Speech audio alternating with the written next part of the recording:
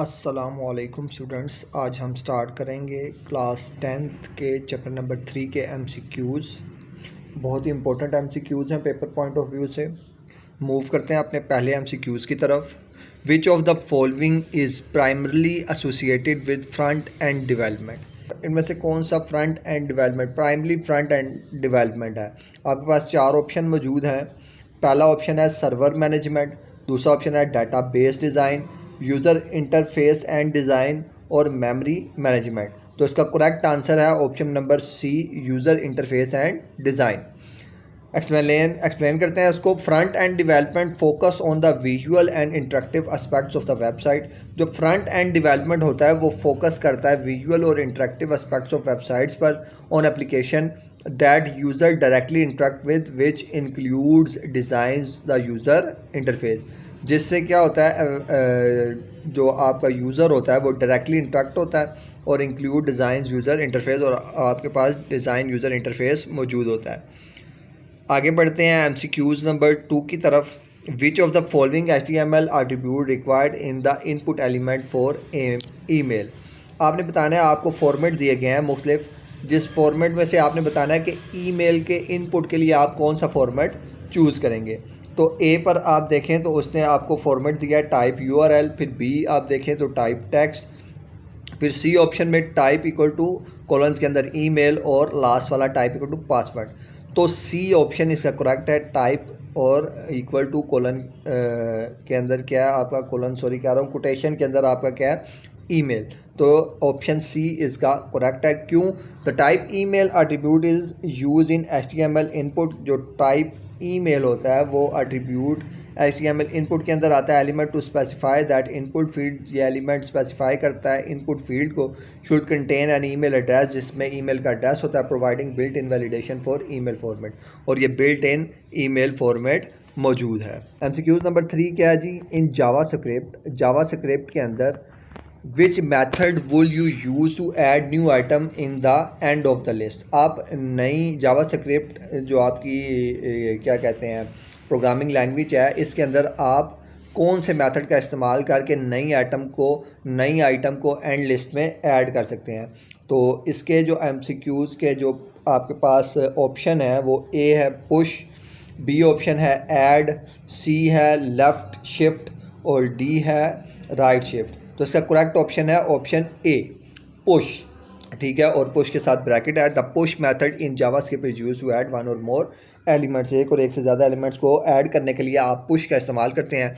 To the end of the an array and return the new length of the array, और नए return करते हैं नए length of the array के लिए। MCQ number 4, in JavaScript how do you access the third element in an array called my array. आप JavaScript के अंदर कैसे थर्ड एलिमेंट को एक्सेस कर सकते हैं, और माई एरे इसने एग्जांपल दिया क्वेश्चन मार्क। तो इसका करेक्ट ऑप्शन जो आपके पास ऑप्शन मौजूद है उसमें माई एरे, इसके साथ मिडल ब्रैकेट और 3, माई एरे 2, फिर माई एरे 1 और माई एरे 0, जो कि ऑप्शन नंबर है आपका बी, सॉरी 2 आएगा। ठीक है, क्योंकि 0 से स्टार्ट होगा तो 2 आएगा थर्ड नंबर के लिए, क्योंकि आपने थर्ड एलिमेंट फाइंड करना है। फर्स्ट के लिए 0 होगा, सेकंड के लिए 2, और थर्ड के लिए सेकंड के लिए 1 और थर्ड के लिए 2। ठीक है, तो option number be my array. ठीक है, और ब्रैकेट के अंदर मिडिल ब्रैकेट के अंदर 2 जो है वो आपका ऑप्शन करेक्ट है। इन जावास्क्रिप्ट के अंदर and many other programming languages, मुख्तलिफ बाकी प्रोग्रामिंग के अंदर array indexing is 0 base. Array indexing जो होती है वो 0 बेस होती है। द सेकंड एट इंडेक्स 1, फिर सेकंड जो होता है वो 1 होता है, and so on there for the third element is at index 2। तो जो थर्ड एलिमेंट होगा वो इंडेक्स 2 में होगा। तो इसका करेक्ट ऑप्शन जो है वो ऑप्शन बी है, माई एरे, और मिडिल ब्रैकेट के अंदर जो ऑप्शन 2 आपके पास आपकी बुक्स पर मौजूद है वो इसका करेक्ट ऑप्शन है। तो manually stop JavaScript code execution at a certain point you can use. अगर आपने मैनुअली स्टॉप करना है अपनी जावास्क्रिप्ट को, ठीक है, जावास्क्रिप्ट कोड को, तो आप कौन से पॉइंट का इस्तेमाल करते हैं? ठीक है, तो इसके लिए आपके पास मुख्तलिफ ऑप्शन दिए गए हैं, कंसोल, लॉग, स्टॉप, ब्रेक या डिबगर। तो इसका करेक्ट ऑप्शन है ब्रेक, सी ऑप्शन इसका करेक्ट है।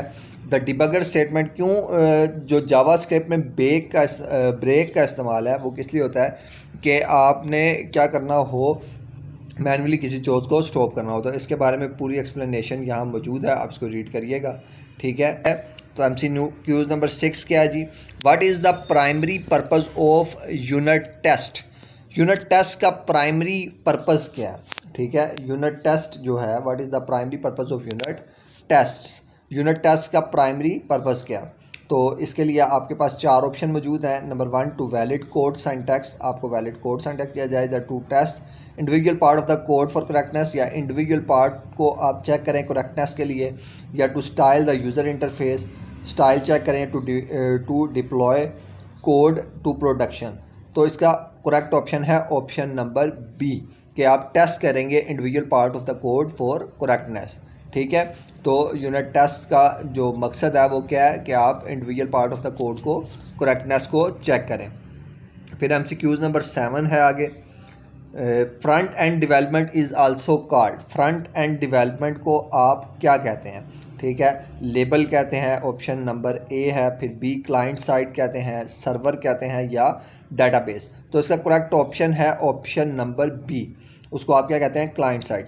Front end development focus on the client sides of the web development. Front end development जो होता है वो फोकस करता है क्लाइंट साइड वेब डेवलपमेंट की, which is what user see and interact with in their web browser, ताकि user किस से इंटरेक्ट होता है और इन द वेब ब्राउज़र, अपने वेब ब्राउज़र में वो पता चल सके, तो ठीक है।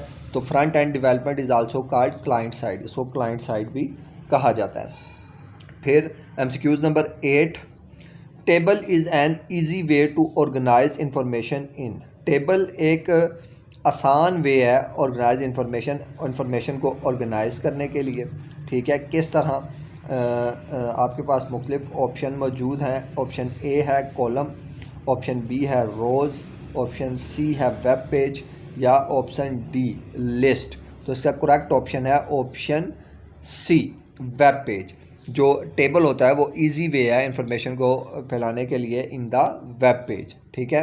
तो HTML tables are a fundamental way to organize and display tabular data structure on a web page. अब वेब पेज के ऊपर HTML जो डॉक्यूमेंट होते हैं उनको क्या कहते हैं, उनकी इंफॉर्मेशंस को टेबल्स की मदद से आसानी से क्या कर सकते हैं, आप भेज सकते हैं, ठीक है। MCQ नंबर 9 क्या आपका? Table header cell and content is referred in dash tag. जो टेबल का हेडर सेल होता है वो किस टैग से आता है, ठीक है। तो आपको उसने टैग दिए हुए हैं TH, TD, कैप्शन और TR। तो इसका करेक्ट ऑप्शन है ऑप्शन ए। जो हेडर होता है वो TH टैग से आता है, ठीक है। नीचे एक्सप्लेन भी किया हुआ है कि TH tag is HTML use to define header cell. Header cell को डिफाइन करने के लिए आप TH टैग लगाते हैं, और providing semantic meaning to the within the column और रो, और जो सेमेंटिक मीनिंग देता है कॉलम और रो को। फिर MCQ number 10, link between the border of neighbouring table cell is determined by. जो लिंक होता है बॉर्डर्स ऑफ नेबरिंग टेबल, जो नेबर आपके टेबल के अंदर सेल्स होते हैं उनके दरमियान, उसको किस से डिटरमाइन किया जाता है। तो इसके लिए आपके पास जो ऑप्शंस हैं वो लिंकर बॉर्डर, बॉर्डर कोलैप्स, फिर बॉर्डर सेपरेट या बॉर्डर। तो इसका जो करेक्ट आंसर है वो आंसर है b, border collapse.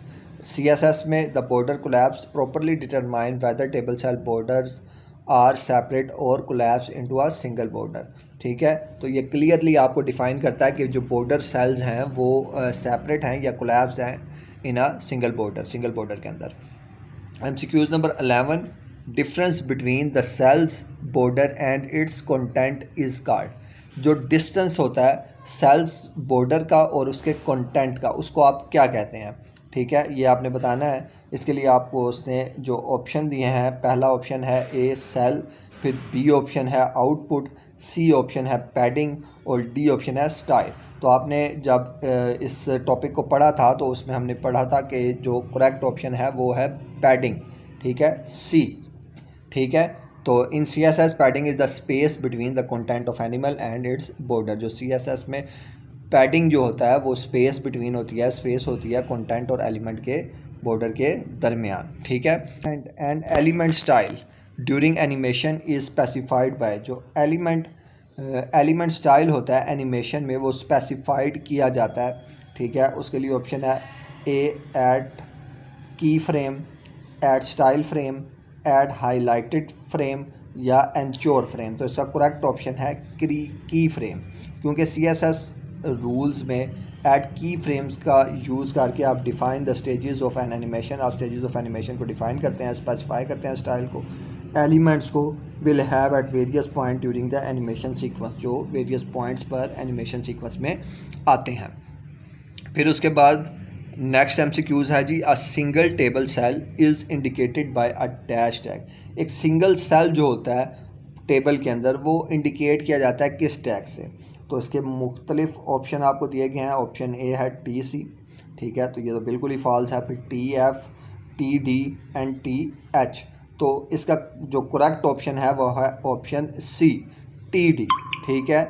The TD tag in HTML defines standard data cell in a HTML table। कि TD जो सेल होता है वो स्टैंडर्ड डाटा सेल है जो डिटरमाइन करता है इन HTML टेबल को।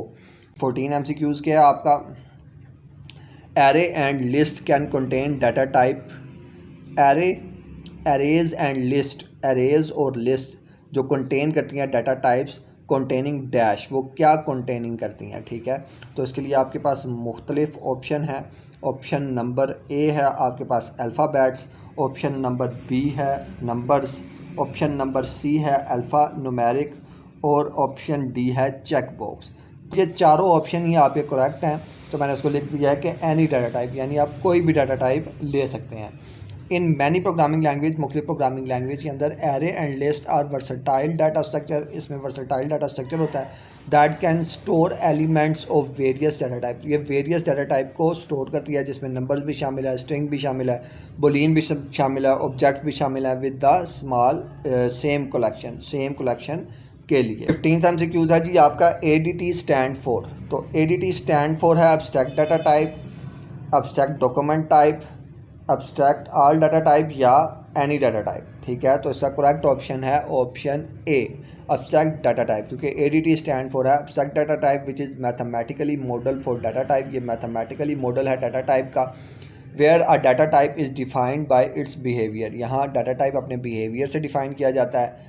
Semantics from the point of view of a user of the data, semantic view बताता है यूज़र का point of view of the data क्या है, specially in term of possible values के ज़रिए, possible operations of data of this type, फिर इस data type के लिए जो ऑपरेशंस हैं वो, and the behaviour of this operation, और जो बिहेवियर है इसका वो बयान किया जाता है। तो इसका करेक्ट ऑप्शन है एब्स्ट्रैक्ट डाटा टाइप। उम्मीद है आपको ये MCQ समझ आ गए होंगे। अगर किसी बच्चे को कोई MCQ समझ नहीं आया तो वो कमेंट सेक्शन में पूछ सकता है। और आप तमाम बच्चों से एक रिक्वेस्ट है कि हमारे चैनल को सब्सक्राइब करें, ठीक है, लाइक करें और कमेंट्स करें, और बाकी जो आपके दोस्त हैं उनके साथ लाजमी शेयर करते हैं। मिलते हैं नई वीडियो में, तब तक के लिए अल्लाह हाफिज़।